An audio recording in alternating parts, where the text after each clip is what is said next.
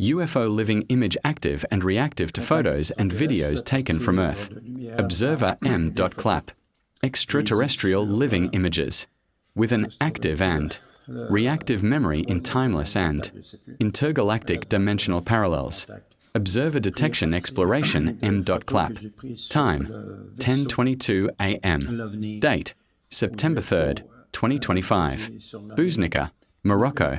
Email portail.unis.m.clap@gmail.com. La vidéo qu'elle a prise de la traînée qui semble être une comète ou une météorite, mais qu'en réalité, une fois les filtres utilisés, ça nous donne, on voit que c'est un vaisseau, puis c'est un énorme vaisseau qui comprend même un genre de village dans les montagnes, des constructions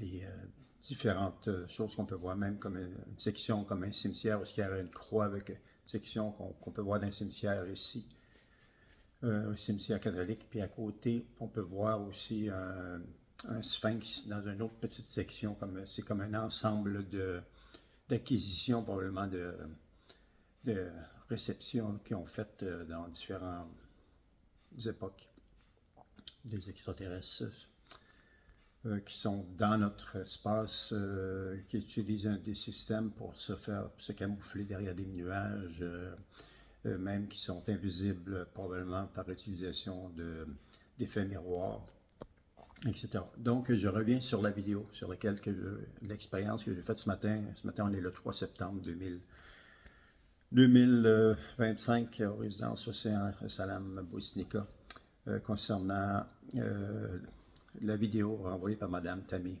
Green. Le lieu, je ne sais pas, je n'ai pas l'indication de l'endroit, mais c'est un pays chaud parce qu'il y a des palmiers comme ici au Maroc, à Buznica, ce que je suis. Donc, je vais tourner, juste vous montrer l'heure qu'il est présentement. On va aller là-dessus, donc, il est 6h05. Donc, je vais vous expliquer un peu ce que j'ai fait. Donc, ce matin, en me réveillant ce matin, aux alentours de 4h, 4h15, je me suis mis à réfléchir aux photos prises sur le vaisseau vers la section vers les montagnes, qui sont sur cet énorme vaisseau-là qui transporterait une ville. On peut voir le devant du vaisseau aussi de l'OVNI. Donc, il y a beaucoup de travail à faire sur le vaisseau lui-même pour sortir des images le plus claires possible avec des filtres que je travaille dessus. Donc, présentement 6h06, depuis 4h15, j'ai fait aussi la tentative de vidéo de revoir les photos que j'ai faites où que la lumière elle apparaît sur chacune des photos. Je prends la même photo, je refais une photo, puis la lumière apparaît. Comment une lumière peut apparaître dans une photo, mais encore plus intriguant. Comment une lumière peut faire pour apparaître à chaque fois que tu pèses pour prendre la photo, la lumière se déplace. On peut voir la lumière se déplace. Vous allez le voir dans la vidéo. C'est assez impressionnant. Donc, d'après moi, c'est un contact. C'est comme si eux, quand moi je prends une photo, c'est comme si eux autres prendraient une photo de moi en même temps. Ou, je ne sais pas, une de mes hypothèses. Est-ce qu'ils prennent des photos qui sont conscients que moi je suis en train de prendre sur Terre une photo du vaisseau? Puis ce vaisseau-là a été filmé le 28, en plus de ça, le 28 septembre dernier, en 2025, par Mme Tammy Green, que j'ai, en son honneur, j'ai nommé ce vaisseau l'OVNI Green, G-R-I-N. Donc, vous allez voir, je vais mettre le mix des tests qu'on a fait ce matin avec mon épouse, fait des tests qu'elle enregistrait pendant que je pesais sur mon cellulaire Samsung Ultra S23. Donc, à chaque fois que je pesais sur une photo, je ne pèse pas sur un événement réel qui se passe autour, je pèse sur une photo que j'ai prise. Et cette lumière s'allume, puis quand cette même photo-là, je repèse plusieurs fois, on peut voir, elle se déplace. À un moment donné, il est 6h08, un exemple. 6h08, à un moment donné, il va être rendu 6h09, 6h10. Si je pèse, elle est rendue à un autre endroit. Vous allez voir les photos, les cercles montrent, avec les heures montrent les minutes. les déplacements. Puis la lumière, elle est comme rose forte ou très lumineuse. Elle apparaît, c'est facile à voir, vous allez voir dans les vidéos. Donc, si quelqu'un a une réponse à ça, comment c'est possible qu'une photo émet des lumières? On sait que cette photo-là, par contre, vient d'un vaisseau extraterrestre et qu'on a zéro explication sur l'intelligence, sur les technologies, sur les moyens de contact et qui sont capables de percevoir partout dans le monde pour chaque individu, dans sa globalité, etc. Donc, vous allez voir la vidéo. La vidéo, vous allez voir plusieurs petites vidéos de tests que j'ai faites. Vous allez voir la lumière se déplace. On peut voir facilement la lumière ne reste pas au même endroit. Premièrement, la lumière s'allume dans une photo. Je pèse, il y a une lumière qui allume dans la photo, un point lumineux. Et si je pèse, puis je repèse, puis je repèse, on voit la lumière se déplace. Elle se déplace, puis on la suit. Je suis capable de la suivre en faisant des cercles. C'est observateur, détection, exploration.clap. Ayant moi-même, à l'âge de 11 ans, vécu un phénomène extraterrestre paralysé avec mon ami zappé, on est tombé par terre. Puis pendant des années, à un moment donné, ça m'a pris longtemps, des années à réaliser qu'il y avait eu un trou entre le moment qu'on est à terre, que tout est paralysé et puis personne qui bouge. Puis il y a des souvenirs qui commencent à revenir. Puis là, j'avais 11 ans en 1967. Maintenant, en 2025, j'ai 67 ans. Donc, de 11 ans à 67 ans, alors 10 à 67, ça donne... Je faisais 56, ça me donne 57, 56. 56 ans. 56 ans là-dessus, c'est ça? Oui. 57, ouais, c'est ça, 56 ans. Et m'est arrivé toutes sortes de phénomènes. Pendant toutes sortes de phénomènes, de regarder une porte. Je compterai l'histoire en détail éventuellement dans les vidéos.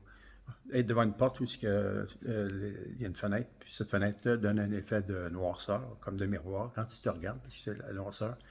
Mais d'arriver à me glisser, m'approcher, quelque chose me dit approche-toi, etc. Je m'approche, puis de glisser mes bras devant la fenêtre en pensant que mes bras allaient bloquer, mes mains allaient bloquer, mais non, mes mains ont rentré, mes bras ont rentré. Là, j'ai commencé à paniquer, mais j'ai dit contrôle, contrôle. Puis je me suis penché à l'intérieur, puis à l'intérieur c'était noir, vaste. Là, j'ai commencé à avoir peur, j'ai dit écoute, je resterais pris là. J'ai reculé. Je vous conterai le reste de l'histoire par la suite. C'est une des histoires. Donc, il y en a plusieurs. Il y a des facultés qui se sont développées, des expériences qui me sont arrivées.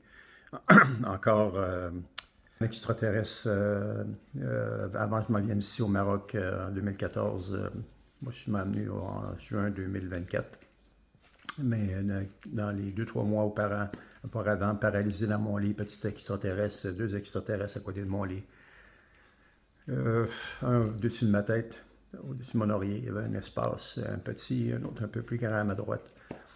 Donc, je vous conterai toutes sortes d'expériences qui sont arrivées.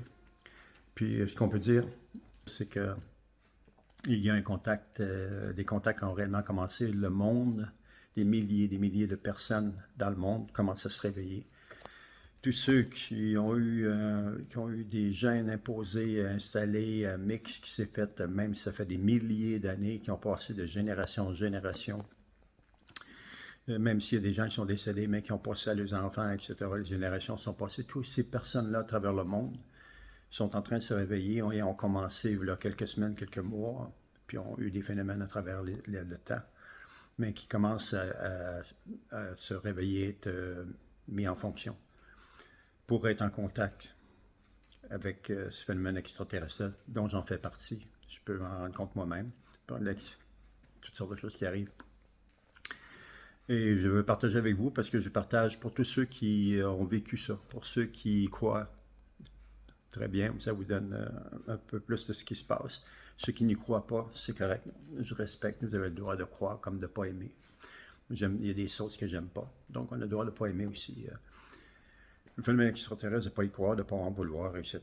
Pour ceux qui y croient, ceux qui ont des expériences, envoyez-moi vos vidéos. Si vous voulez, je les traite. J'ai reçu un très, très beau vidéo qui vraiment, pour mes connaissances, quelqu'un qui voit cette grande traînée-là dans cette ville-là, ou ici ou ailleurs, la grande traînée immense, longue, puis d'autres petits vaisseaux qu'on voit qui se déplacent. Là, je travaille sur le vaisseau mère que j'appelle majeur.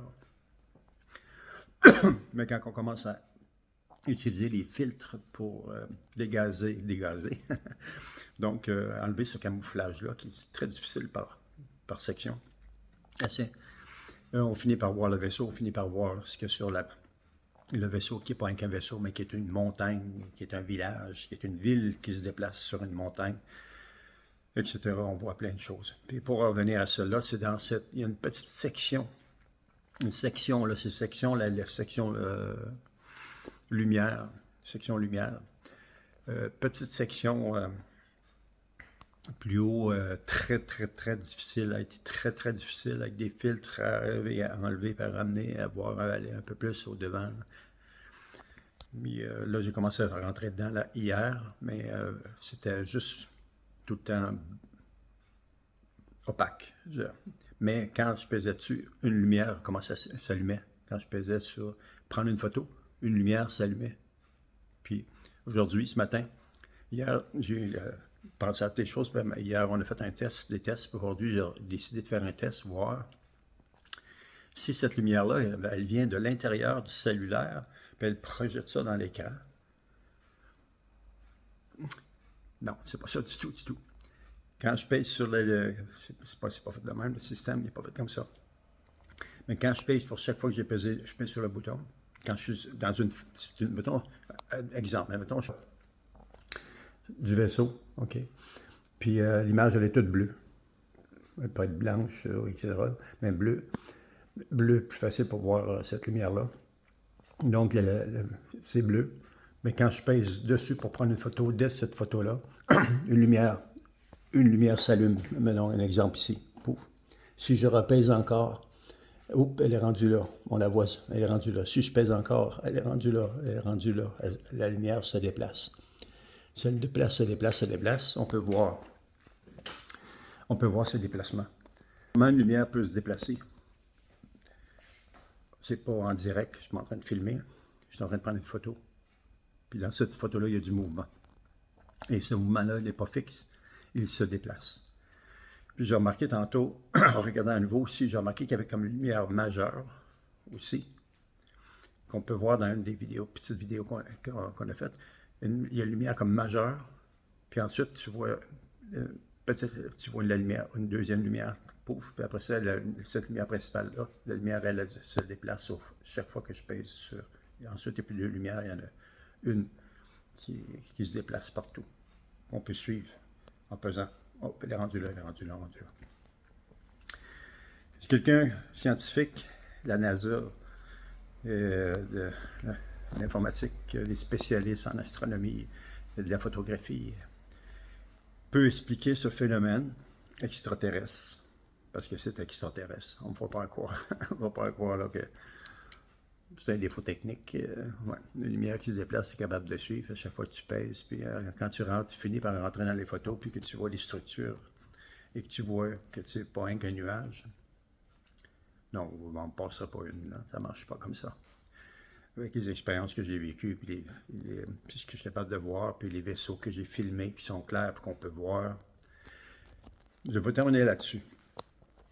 Comment se fait-il que moi, avec mon simple cellulaire, mon Samsung S23 Ultra, je suis capable de prendre des photos aussi claires, puis même s'il faut que je dégaze, là, il faut que je dégaze, il faut que j'enlève les nuages, que j'utilise les filtres, que je suis capable de voir les vaisseaux, je suis capable de voir les extraterrestres. Puis comment ça se fait que dans ma télévision, dans ma télé, une image comme ça, on arrive, on rentre à l'intérieur, puis soudain, il y a un extraterrestre qui apparaît, l'image d'un extraterrestre.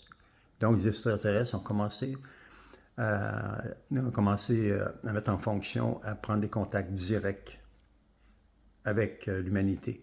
Tous ceux qui ont été génétiquement touchés, modifiés, mixés depuis des milliers d'années, jusqu'à maintenant. Mais maintenant, c'est les contacts réels qui se produisent. On est vraiment dans les contacts réels. Les contacts ont commencé. Maintenant, je vais terminer en disant que mon hypothèse de ce qui se passe présentement, OK, avec 3i à classe. D'après moi, mon hypothèse, ma prédiction, qu'est-ce qui va se produire? Le vaisseau, c'est divisé. Il y a 9 sections, OK? C'est divisé avec le vaisseau mère, ou le vaisseau principal. Quand il va arriver, ils vont s'en aller vers le Soleil, derrière, on ne les verra plus. Ces vaisseaux-là, premièrement, il n'y a pas de vaisseau qui va crasher, qui va frapper, qui va détruire. C'est mon hypothèse. Okay? Aujourd'hui, on est le 3 septembre 2025. Résidence Océan Bousnica. Observateur de détection M.Clap. Exploration des M.Clap. Guy Youssef Vaillancourt, retraité du Québec, Canada, ici, au Maroc. Qu'est-ce qui va se produire? Ces parties-là, ils vont tout simplement aller se poser, OK, sur Mars. Il n'y a pas de crash qui va se faire. Sur Mars, OK, quand j'avais 15-16 ans, c'est une des vidéos que